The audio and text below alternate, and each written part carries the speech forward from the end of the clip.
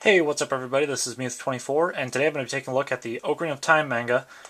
This is one of, I believe now, 4 Zelda mangas that I've read, and this volume is actually the best of the bunch, and I'm going to explain why in a minute. I really enjoyed Majora's Mask, but this one definitely trumped it.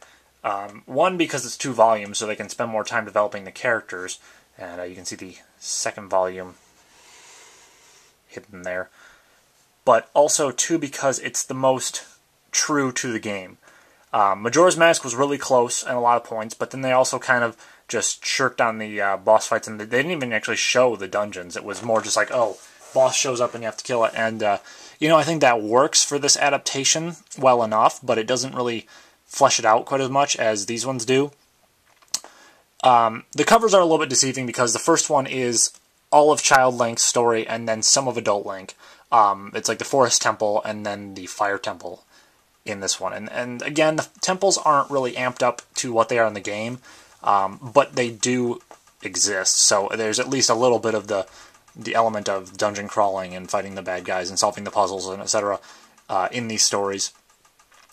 In the first volume, one of the strongest points that I found with it was that Mido, who was the kid who blocked your path in getting to the Deku Tree in the game, he's actually a pretty funny character in this whole story. Basically has like this childhood rivalry with Link over Saria, and Link's kind of oblivious to what, oblivious to the fact that Mido likes Saria, but, they kind of have this little rivalry going, and when Link grows up and comes back to the forest, Mido doesn't know it's him, but he is frustrated with the fact that Link left and then all the monsters came. So it's kind of like Mido likes to blame Link, but at the same time he wants to be this hero for his own Kokiri people. The second volume is pretty much everything after the Fire Temple. So you have the rest of the temples. You have, the Ruto and the Water Temple. You have the Sages, and then you have Ganon's Castle, the final fight against Ganondorf, which is really cool in this. I love the way they amped it up. And then you also have a couple side stories. So one thing that's a bit different between the game and this adaptation is the fact that Sheik is serving Ganondorf. And I won't spoil anything for the game, even though I'm sure that pretty much anyone watching this video has already played the game and knows who Sheik really is. But on the off chance that there's like 1 or 2 people who don't, I'm not going to go spoiling that for you. But anyways, in the game, Sheik was just kind of there to help Link along the way. In this, takes on kind of a different role as still helping Link occasionally, but there are other people who help him as well. And there's more that fact that is like you don't really know who Sheik's aligned with throughout this manga.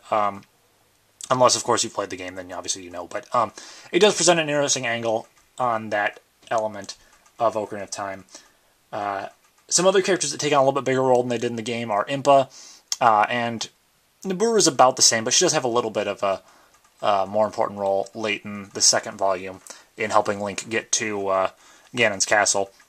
So it was kind of interesting to see these secondary characters that weren't quite as big take on a little bit more of a role. There's even one part with Malon that's kind of the same as it was in the game, but it's still entertaining to just see Link as more of a relatable human character than this larger-than-life hero. And that's one thing I really do like about the Zelda games and these manga adaptations is that he's a little bit more of a everyday hero than he is a larger-than-life character. But the art style is still in keeping with the other ones, still pretty good. Obviously, there's some things that they don't really have a lot of flexibility with just because of the way the story plays out, but I think that these scenes really do capture what happened in the game pretty well, with like Ganondorf, knocking Link back and picking up the ocarina there. Let's find another part. Yeah, there's Volvagia. That's another little bit of difference too, is that they have this sort of internal struggle for Link with Volvagia, is that it was a dragon that he bought as a kid from the market, and then Ganondorf turned it into this giant beast. So there's a little bit more of a sort of a sad element towards the end of the first volume there that turns toward the darker elements that happen during the adult timeline. But as for the side stories that happen in the second volume here. There's one that is like a two-parter that deals with Skull Kid, and you know, kind of a teaser for everything that would come in Majora's Mask. But basically, I have this mask ceremony, and it's instead of having Link go buy the masks from the Happy Mask salesman, they're carving them out from the Kokiri Forest trees, and then Skull Kid takes off with Saria, and Mido and Link have to team up to go save her. They also have this new character called the what is his name? It's basically like an evil version of the Deku Tree, but his name is the Baga Tree. There it is. Yeah, you can see it's kind of this generic evil tree. That was one thing I wasn't real hot on. I felt like it was kind of silly and forced, but aside from that, there's also another story that deals with a new race that didn't appear in the game, and there's a child that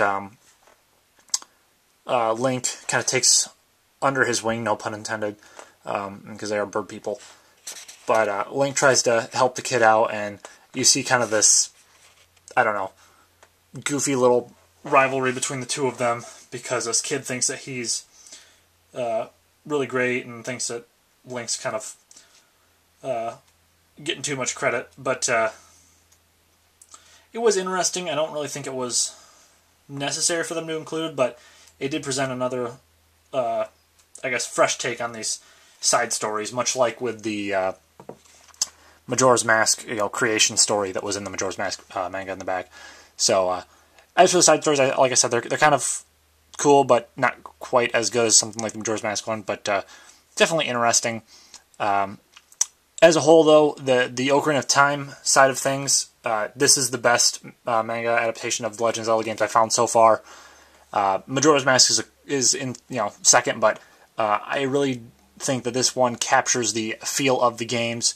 All of the characters that, you know, are important to it, whether they're like main characters like Zelda, Ganondorf, and Link, or even some of the side ones like Malon, Mido, and Iburu, they're captured so well, and the fact that they keep the dungeons intact and all the bosses intact without dwelling on them too much, but also keeping that element of dungeon crawling and beast slaying or whatever. It's definitely a really good balance for this sort of adaptation, because you don't want to spend too much time on it, but you also don't want to just kind of gloss it over. And that was one problem that I had with the Majora's Mask volume that I think these ones are improvements upon. And I actually believe that these were the first Zelda volumes that they did. So it's kind of weird to see that they changed their game plan up for the later ones. But maybe it was just kind of experiment and, you know, squeeze it all into one. But that's pretty much it. If I was going to recommend any of these volumes to anyone, I'd recommend the Ocarina of Time ones, even if you're not as big a fan of the game as you are to, say, like Wind Waker or Skyward Sword or Majora's Mask, whatever. Even if Ocarina of Time isn't your favorite Zelda game, this is still the best of the manga volumes. So that's pretty much it, and with that, I will see you guys next time.